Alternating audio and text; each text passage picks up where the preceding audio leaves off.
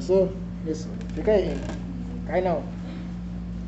Bom, pessoal, então na semana passada a gente começou a ver poder, né? Só para poder dar uma repescada então aí. Poder, você ter poder tem a ver com recurso, né? Um determinado tipo de recurso que você pode ter. E você tendo esse recurso, você pode exercer ou não, né? Ou seja, você tem a probabilidade de você impor a sua própria vontade. Aí eu dei alguns exemplos aqui, né? Eu trouxe exemplo de super-heróis, que tem alguma espécie de superpoder, mas depende da probabilidade, né? Eu dei o exemplo do Flash, que ele aqui no planeta Terra, na posição física da Terra, ele tem um poder de super velocidade. Fala. Tá, então, você falou que determinado planeta não poderia, mas na verdade poderia sim. Por quê? Por causa da força de aceleração. Ah, tá. Quem não poderia é o Superman, por causa do Sol. O Superman é um bom exemplo. O Superman é um exemplo, né? Legal, bacana, trouxe, né? Porque ele depende de som para poder, tipo, recarregar uma bateria dele interna, não é isso? E também tem a questão da criptonita, né? Que traz fragilidade para ele. Então ele pode exercer a sua vontade, né? É claro que é força, né? Força física, enfim. Mas se você tivesse criptonita, você acabaria, né, sendo uma probabilidade, ou seja, não seria certo de exercer aquele poder. E aí eu trouxe alguns exemplos reais também. Por exemplo, recurso financeiro, né, que é muito utilizado, inclusive, no Brasil. A gente percebe, por exemplo, que no meio da política, as grandes empresas, né, grandes conglomerados capitalistas, acabam tendo mais vantagens, porque esses grandes conglomerados, quando eu estou falando de grande conglomerado, não é o senhorzinho ali da esquina não, tá? Com o armarinho dele, o cara que tem uma lojinha de alguma coisa não. Eu estou falando de, por exemplo, conglomerados de planos de saúde, entendeu? Eu estou falando de dinheiro pra caramba. Conglomerados, por exemplo, de engenharia civil, tipo aí aqueles escândalos aí que aconteceram agora há pouco tempo, né? Esqueci o nome, então. Odebrecht, né? Da Odebrecht, Santiago Gutierrez, se não me engano também. Enfim, então a gente tem várias formas de você poder exercer esse poder. E aí o Max Weber, tá? Lembre sempre desse nome, tá? Vai ser o camarada aí que a gente vai estar estudando desse princípio da sociologia no terceiro ano. É o sociólogo que vai estudar como é que exerce esse poder, o que precisa para poder exercer esse poder, ou seja, né, a probabilidade. Só lembrando, tá, gente? Isso tudo aqui da semana passada. Probabilidade.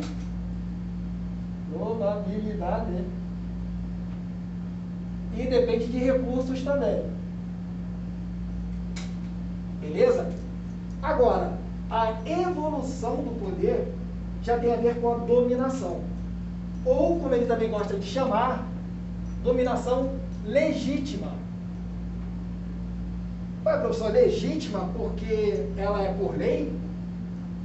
Não é que ela seja por lei, mas na verdade ela é justificável. Por que justificável? Porque tem uma explicação por trás do dominado a aceitar aquele exercício de poder. Cara, essa máscara aqui é pequena. Ai. Ou seja, gente, quando você exerce poder e você consegue impor a sua vontade, tem a ver com alguma coisa do uso de força ou coerção, que eu falei também isso na aula passada, ou seja, você está usando a força, né, a sua vontade. Por exemplo, lembra quando eu falei para vocês, né? Vocês estão lá, tocando terror na sala. Eu falo, gente, silêncio aí. Aí vocês não respeitam. Então eu vou usar a força para isso. Ó, gente, silêncio, senão vocês, sei lá, vão ficar sem recreio.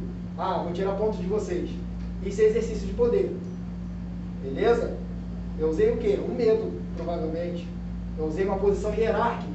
Eu usei recursos que eu tenho naquela situação para isso, para poder exercer o poder. Polícia, por exemplo, é um grande exemplo, né, de exercício de poder por meio da coerção física. Né? Se você, enfim, não aceitar alguma coisa que um policial militar fale e tal, que a polícia fale, você vai sofrer alguma retaliação. E essa retaliação que eu falo vai ser uma retaliação física, o uso de força mesmo, cacetete, enfim, correção moral, dependendo da situação, uma advertência, uma multa, beleza? Então depende muito da situação, não é toda a probabilidade. Agora, na dominação, gente, isso vai ser legítimo. Por quê? Porque o dominado ele vai simplesmente aceitar. Beleza? Precisa de submissão ou obediência por parte daquele dominado. Então, em uma determinada situação, né, como até eu falei para vocês antes da gente começar a aula, quem estava aqui presente, né, a galerinha chegou depois, por exemplo, eu poderia exercer dominação em vocês, né, por algum motivo, contanto que vocês fossem obedientes ou submissos a mim. Mas seriam submissos por algum motivo. Alguma coisa que vai o quê, gente? Justificar, que vai explicar aquela dominação. Vocês simplesmente não vão me obedecer ou aceitar essa submissão de graça. Tem que ter alguma coisa ali por trás. Vai ser por meio do poder, usando recursos, usando a minha posição hierárquica, né? Ou vai ser de forma legítima, por meio da dominação. Aí a gente vai perceber agora, porque na dominação é necessário um convencimento próprio do indivíduo, ou seja, o indivíduo precisa estar convencido daquilo ali.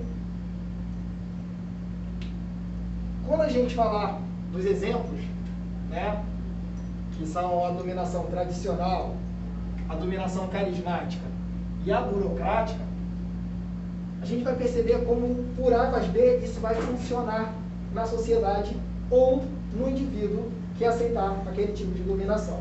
Então, Max Weber, ele vai encontrar 3 tipos principais de dominação. Professor, tem que decorar? Não, mas tem que entender pelo menos.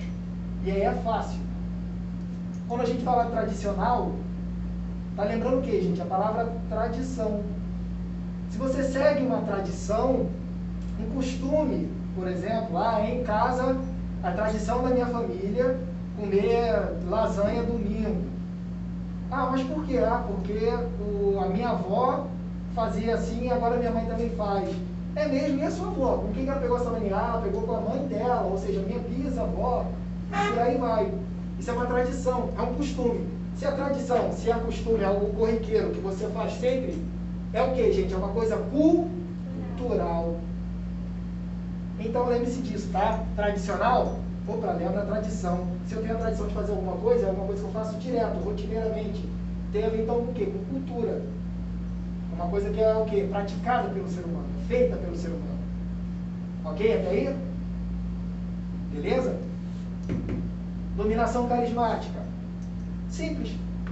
Tem a ver com carisma.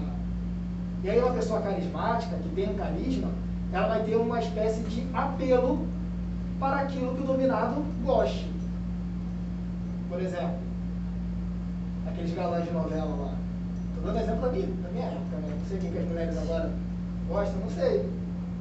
Sou casado, estou atrasado.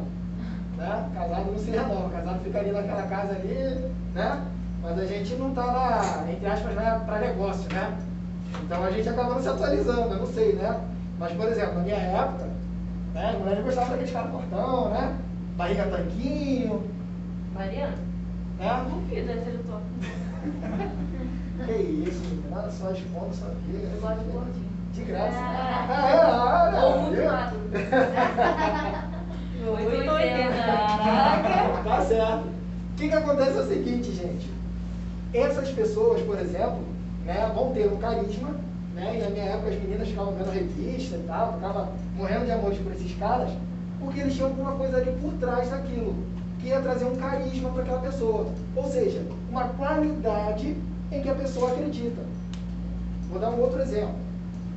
Tá? Vou tirar um pouco mais dessa beleza física.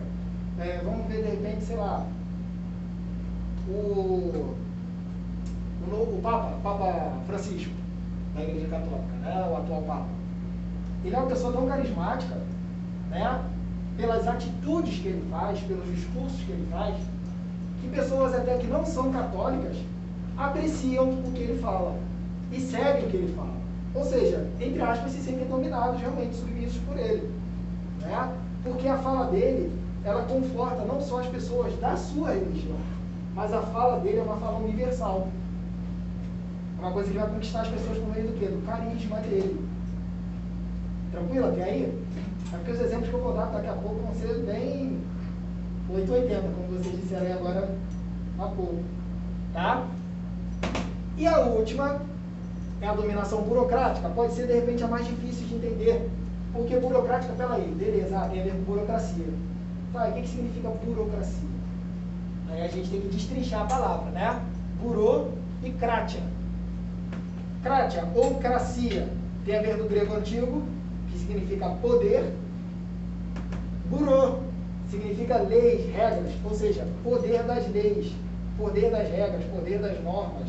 As normas governam, as regras governam. Aí você fala assim, pô, muita burocracia para nada. Por quê? Porque tem um monte de organização de passo a passo. Entenderam agora? Por exemplo, preciso de uma caneta piloto. Ah, o professor precisa de uma caneta piloto, é só chegar lá no armário, sei lá, no almoxarifado e pegar uma caneta para ele. Se acontecer isso, vai ser uma coisa organizada? Um professor, de repente, pode pegar mais de uma caneta? Pode pegar 5 canetas? Daqui a pouco, um outro professor que precise pelo menos de uma, não vai ter nenhuma lá. Então, precisa de quê, gente, para organizar isso? De burocracia. Então, precisa chegar a coordenação vai trazer uma folha, a gente vai falar quais canetas que a gente pegou, vai assinar, a coordenação vai abrir o almoxarifado e a gente vai pegar a caneta. Entendeu para que serve a burocracia? E a burocracia é uma coisa muito presente em várias instituições. Por exemplo, eu gosto de trabalhar com um exemplo do governo do Estado, né? Que eu sou funcionário público também, além de dar aula aqui, eu dou aula também na escola estadual, nosso curso da rede pública também, concursado. E aí, por exemplo, lá, se um aluno tem um problema, ou a gente tem um problema, a gente precisa chegar na coordenação pedagógica. Na coordenação pedagógica, a gente precisa chegar até a direção. Da direção, vai chegar até a regional metropolitana, que cuida daquela região ali. Da regional metropolitana, que chega até o Estado. Na verdade, vai chegar ainda no secretário de Educação, né? E depois do secretário de Educação, chega até o governo. Ou seja, o governador, por exemplo, o atual, Cláudio Castro, né?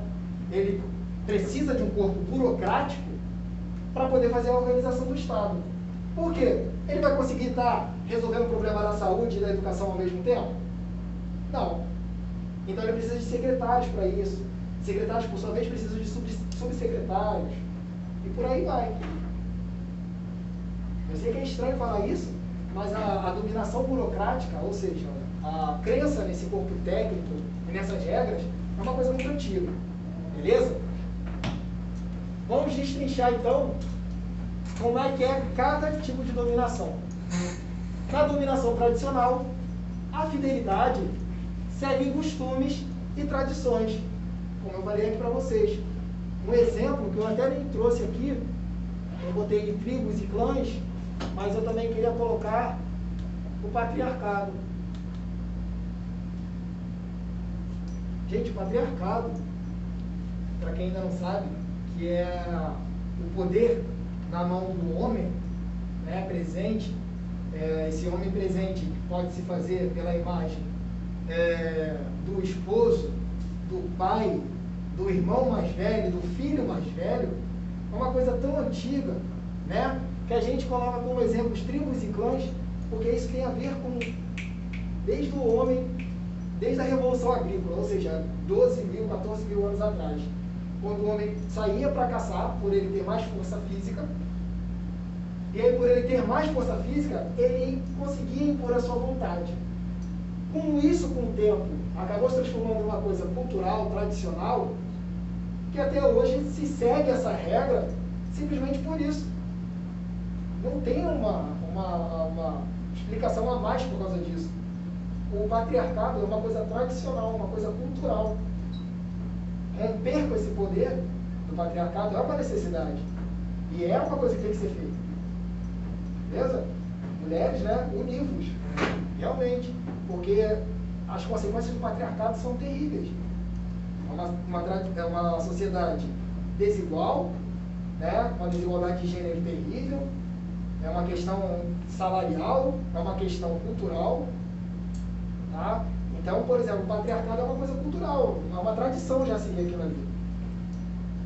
Né? Não são todas as sociedades do mundo, é claro, tem comunidades muito bacanas aí, mas são difíceis de encontrar onde as mulheres elas acabam se prevalecendo. Tem um exemplo de uma comunidade em Minas Gerais, né, que acabou começando com uma família, né, e essa família era regida pelas mulheres, por uma mulher, né, matriarcado, e aí aos poucos a comunidade foi crescendo, virou um bairro, né, pequeno lá, uma cidadezinha do interior de Minas Gerais, onde as mulheres que fazem a política, que fazem a organização do trabalho, enfim, é bem bacana, tem um vídeo no YouTube bacana falando sobre isso. De repente eu posso até ver se eu libero para vocês depois. E aí nessa tradição, esse líder tem privilégios e o que segue, né, essa tradição a gente chama de comunidade. Tá bom? Na carismática, como a gente já falou agora há pouco, né, que segue o carisma, então é uma fidelidade nas qualidades ou carisma do líder. Né? Esse líder, por sua vez, vai ter qualidades, então, que deverão ser respeitadas, né? Que serão admiradas pelo séquito ou discípulos, né? Que vão transmitir devoção a essa figura. E aí, por isso que eu trouxe o exemplo 880. Né? Nós temos Jesus e Hitler, por exemplo. Nós temos Lula também, nós temos Bolsonaro também. São outros exemplos. Né? Jesus, você tinha os discípulos que seguiam tudo que ele falava pelo carisma que ele tinha, pelas práticas, com a fala que ele tinha. Hitler, na Alemanha também, ele acendeu uma nação inteira, não era 100%, tá, dos alemães, beleza? Mas uma boa parte dos alemães seguiu o nazismo, né, o modelo fascista alemão, né, que vocês vão estar estudando aí nesse ano nas aulas de história. O Hitler, com a fala dele, revanchista, inflamando o sentimento alemão contra os inimigos ao redor dele, né, convenceu boa parte da população e se utilizou de técnicas fascistas para poder tomar o poder.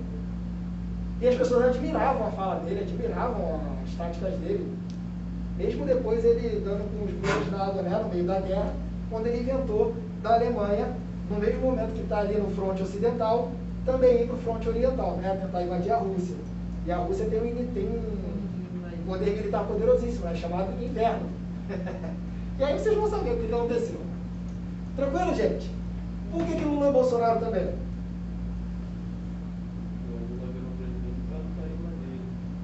Sim, tem pessoas, inclusive até hoje, que tem lá, ó, coraçãozinho lá, né? Eu sou. Companheiro, você também é rurista? Tá certo. Nunca na história desse país nós temos um líder tão carismático, tão identificado. Botando no dedo, né? Eu achei que ele tinha se engasgado, mulher. Não, não engasguei, não. O que acontece? O Lula, por exemplo, é um exemplo de dominação carismática. Tem muitos seguidores realmente do Lula que admiram o carisma dele, né, a fala dele.